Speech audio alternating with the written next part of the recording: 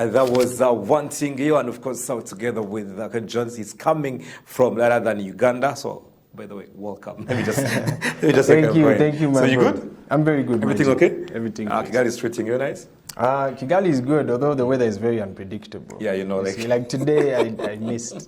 I thought it was going to rain like yesterday. So of course, like I was about to ask you about like how the career is going. You're one of the R&B artists that have emerged in Uganda for the past like 4 years, I think. Yes, sir. You're one of them. So how's been the feeling? I would say Kampala is hectic in its own way. Yeah. But the last few years have been, full of growth, full of love, because I recently just dropped my album. Yes. It's a star-studded album featuring Elijah Chitaka, Azawi, Maurice Kiria, Nati Nathan, even on there. Yeah.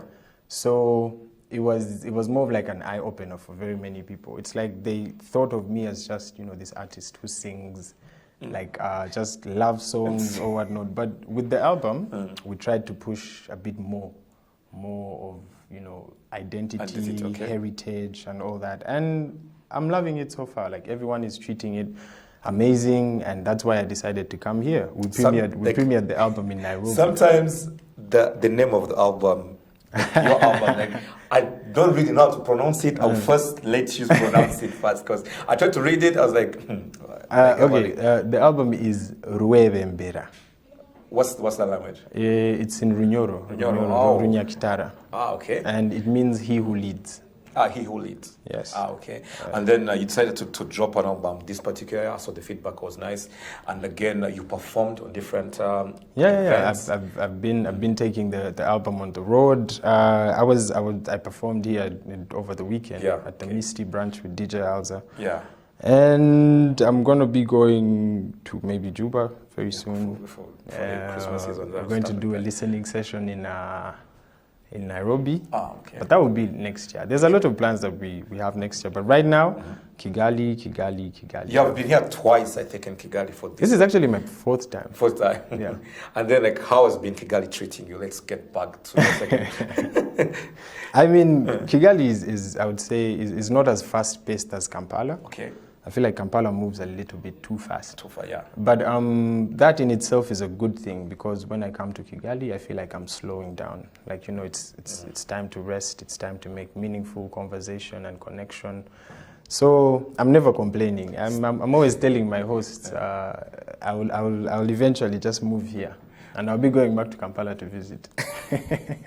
I get you. Like Kigali gives people that feeling. Trust me. So, and then you said connections and everything else. Have you done some collabos with one of these artists? Yeah, sure. Actually, I feel like I should hit up Kivumbi as soon as I leave here, because I was with him over the weekend. Okay. And my week has been taking me very fast. But before I leave, I would like to chill with the boys, because I came on some private business, private work. That's why I wasn't posting as much on my social media.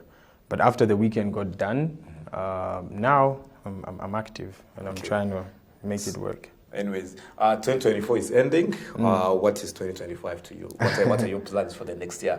2025, I would say the immediate plan. Okay, we have a music video dropping. Okay. I actually came from Kampala. We came here. We shot the music video, and you're going to be one of the first people to get it. Okay. Yeah. So January we're going to have a music video and continue the tour, because I've been doing a series of listening sessions. Did Nairobi. We did like 4 in Kampala. I want to do 1 here. So for me, it's tour, just trying to make everyone know about the project. And, as much as we are always working, touring, I'm also working on some new music, because as a creative, you never stop. Okay. You never stop. So what does Kohen do when he's free? Apart from you composing songs, music. Yeah. I do business. I would say I'm not like a businessman, but I'm an entrepreneur. Okay. I put my mind and some of my money into a bunch of other things. some restaurant, some label. Because I also have a record label called Ninyowe, and I'm signed to my record label, but for us at home, we offer label services. So when an artist comes, they don't have to necessarily sign with us. we can give them everything that a record label gives The them. label there does, and okay, now I get you. And then, of course, you talked about next year, the first one, but again, do you plan to drop an album or an EP? Or a collabo that we should look up for? I mean, yeah. We dropped RWEBEMBERA in August. Okay. Yeah. And I would say there's a part 2, there's a deluxe coming. Okay. So we are still in the RWEBEMBERA story.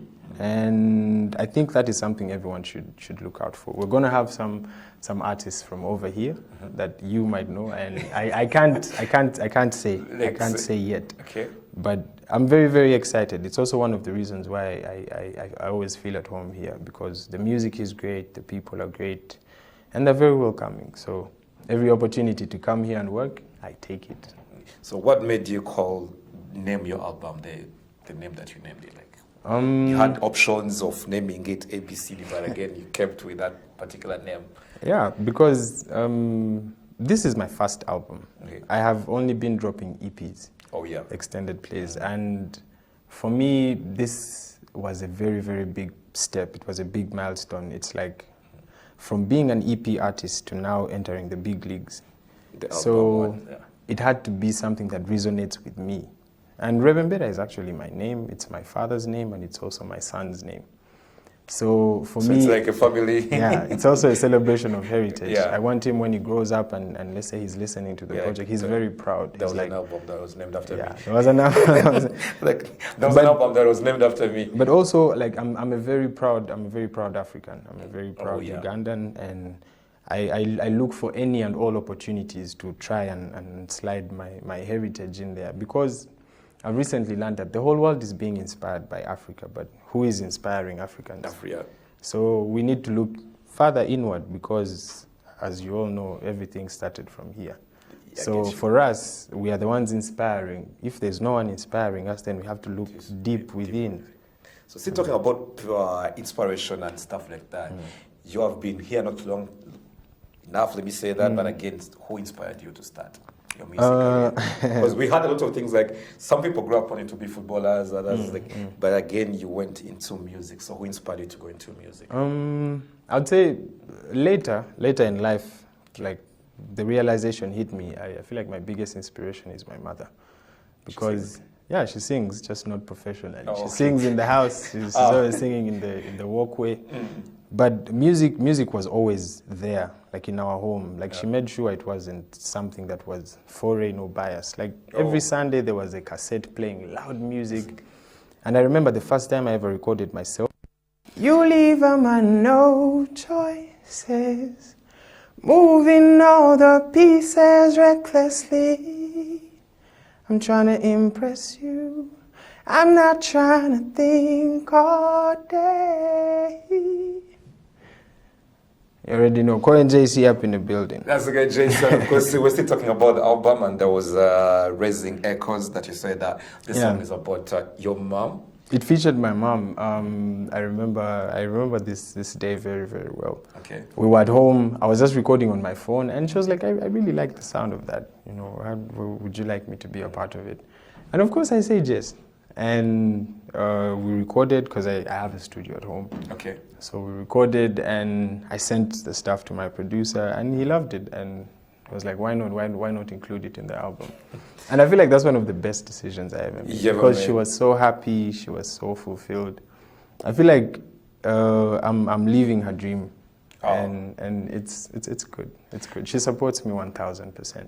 Okay. So like when someone looks at your track list, yes, sir, you featured some of the Ugandan's biggest artists. I mean, there's Navio, Nati, Keiko, and then for you, Kimuskiria. But again, you seem to be one of the newcomers. Let me say, just say that openly. So how did you get the A-list artist of Uganda to be featured on your album? It's not easy. I'm not going to stand here and try to say it was very easy or not.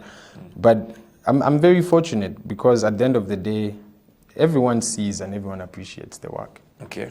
And sometimes I get so caught up in my head, and I'm not trying to, reach out to all these people. But then sometimes they also reach out themselves, because they want to be work. like you. Like, I really think you're great. I really think you're good. Do you have anything you're working on? But in particular, for these features on this album, everyone on this album is someone who inspired me. Azawi, either personally or, yeah, like Azawi. Azawi is one of the biggest female urban artists we have in Kampala. Her work ethic is crazy, and she inspires me every day. Elijah is also a personal friend of mine, same thing. Okay. Maurice Kiria, from listening to him while growing up to actually being friends and him calling me bro. Yeah. It's crazy. It's a full circle moment. Keiko and all that. Yeah. So for me, it was very intentional. I was choosing specifically which features I was having on the project. Okay. But then every time I reached out, they were also very open. They were like, hey, please, let's make it work. Also happen. So, and again, on this particular, album and everything else, we, into our eras, there's so much of Afrobeats and Amapiano. But again, you decided to be an R&B artist. Yeah. What made, don't you think that was not a choice that so many people made with the trends? It's okay, but me, I'm not chasing trends. I'm chasing longevity. And because if a trend subsides, then you go with it. If all your music is structured in one trend, if that trend is not relevant anymore, then guess what? You're not relevant anymore. And I'm not trying to take this away from, artists who are trying to, make music amapiano or whatever. But for me, R&B is what resonates with me. My main instrument is my voice. Okay. So I want to be able to sing. I want to be able to say something. And again, everyone is making music for people to dance and whatnot, but who's making music for people who want to listen? People who want to, feel sad, because people who want to feel all their emotions and not just run away from them. So I feel like for me, that's the unique space I'm trying to fill. With I think on the track list of basically I think 19 songs, no 18 songs. 18 songs. What song was the easiest to produce? That's a very tricky question. Yeah, because I don't think there's no song that was easy, but easiest. Less hard. Let me rephrase my question. Less hard. Less hard. I would say I think it was a song called Gundeze. Okay. Gundeze. I wrote it for my wife. Okay. She's the mother of my little boy. Okay. I wrote it for her, and the words just came. They came easily. But then I would say another song that could easily fit in that category is track number 1.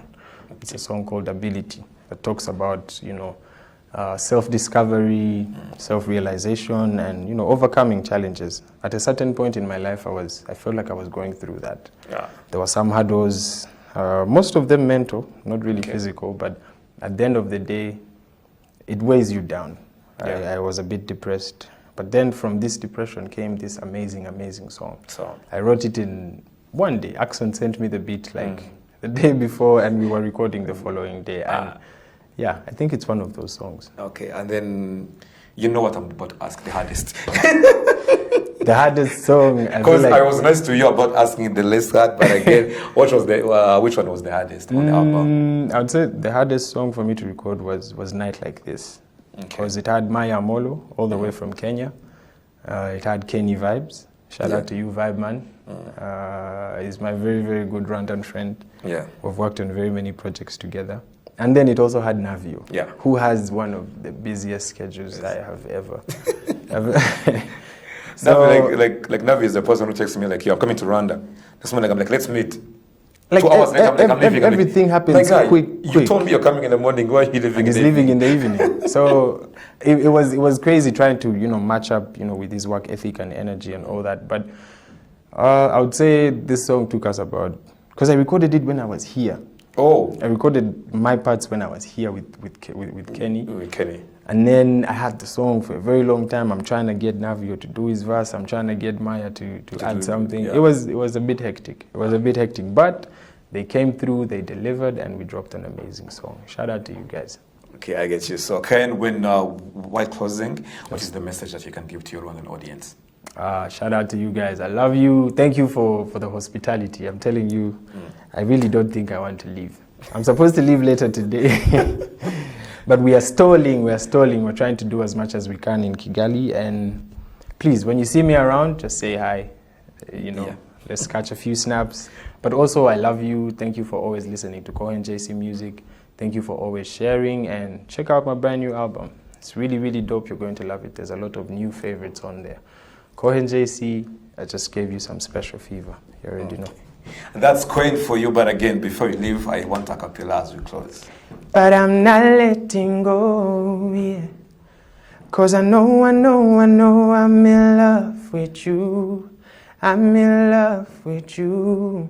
I'm not letting go, no. 'Cause I think I wanna be with you. I wanna be with you, baby. Yes, sir.